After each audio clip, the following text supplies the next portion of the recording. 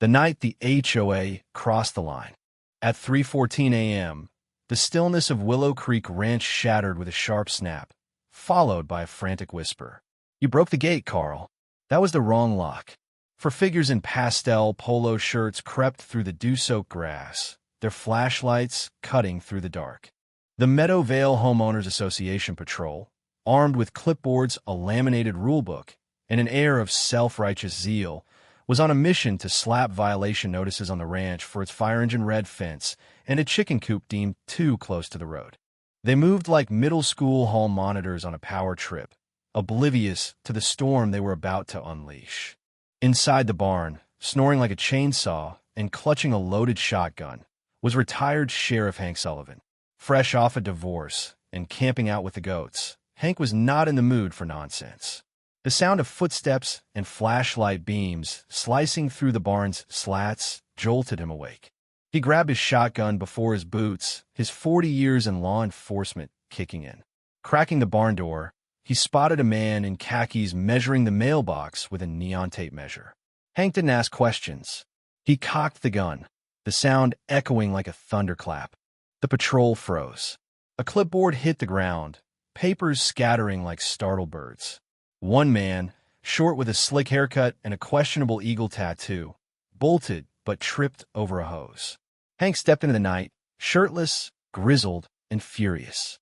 "You got 10 seconds to explain why you're measuring my damn mailbox before I start counting violations of my own." Carl, the patrol's leader, stammered about Rule 7C, unauthorized modifications.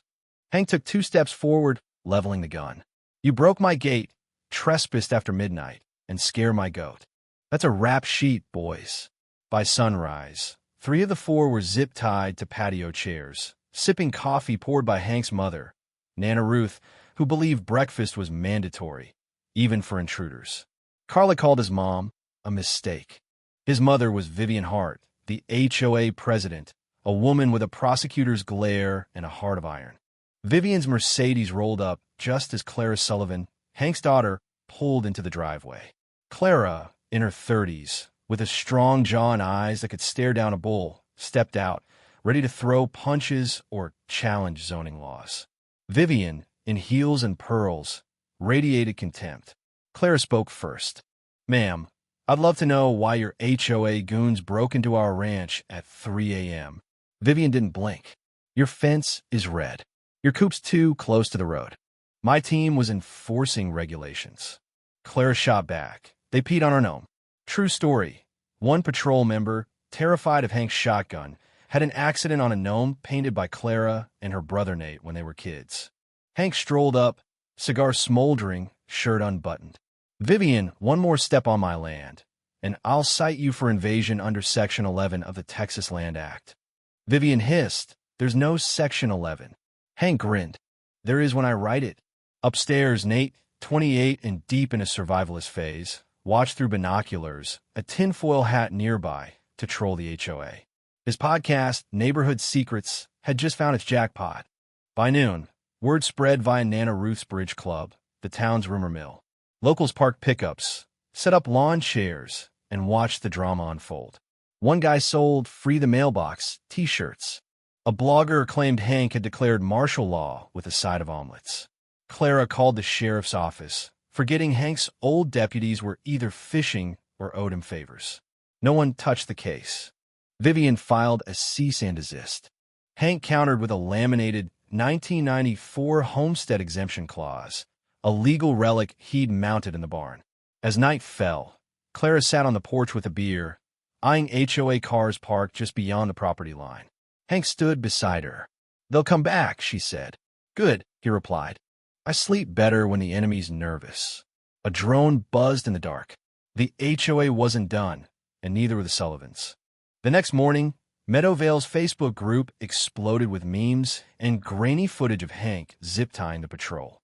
Vivian held a press conference, flanked by a tired lawyer, calling the ranch a zone of anarchy and the rooster a weaponized alarm. Back at the ranch, Hank fixed the gate, shirtless, while Nana Ruth muttered about Vivian's facelifts. Clara stared at the HOA citations for wind chimes and aggressive poultry. Nate paced, live streaming to his 7 listeners. They're escalating. Classic authoritarian move. Hank slammed a metal box on the table. Inside were old papers from Clara's granddad, including a deed with a clause. No HOA could regulate a ranch with 12 or more livestock and a law officer on site.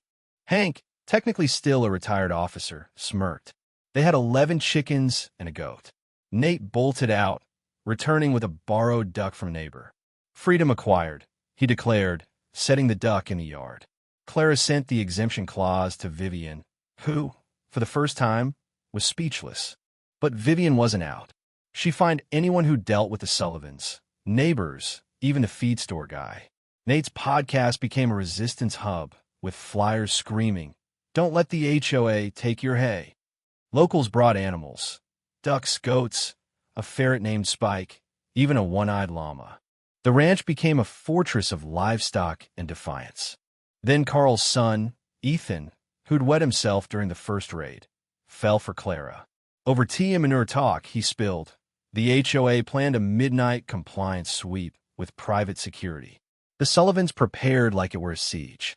Nana Ruth baked pies. Nate handed out walkie-talkies with code names like Goat Fury.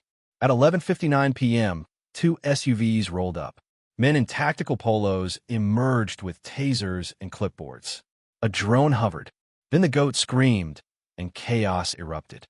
Hank stepped into the headlights, deed in one hand, shotgun in the other. "You're trespassing on protected land." The lead guard mumbled about code enforcement. Hank fired a warning shot. The animals went wild. The duck charged, the llama spat. Spike the ferret climbed a guard's leg. Nana Ruth lavda pie. Nate's live stream hit 4,000 viewers before cutting out. By dawn, the guards fled, covered in feathers and meringue. Ethan delivered the knockout. He'd swiped HOA records showing Vivian funneled funds to personal projects, a sauna, an Arizona retreat. Clara sent the files to the county ethics board and leaked screenshots online. By morning, Vivian's lawn swarmed with reporters and a guy in a chicken suit demanding poultry justice. Vivian resigned, the HOA dissolved, and all citations were voided. The town threw a party at the ranch. Fireworks lit the sky. Clara announced her run for county commissioner. They got a web series deal. Nana Ruth was named honorary mayor. Hank moved back to the house, hanging his badge and shotgun. A new sign went up. Private property, HOA free since 2025. Trespassers get pie. The war was over, but its echoes lingered. Meadow Vale learned that freedom isn't just a word, it's a fight. So what do you think? Was Hank's shotgun justice too far? Or was it the only way to stop Vivian's tyranny? Drop your thoughts in the comments. Share your take on violence, injustice, and standing up for what's yours. Let's get this debate rolling.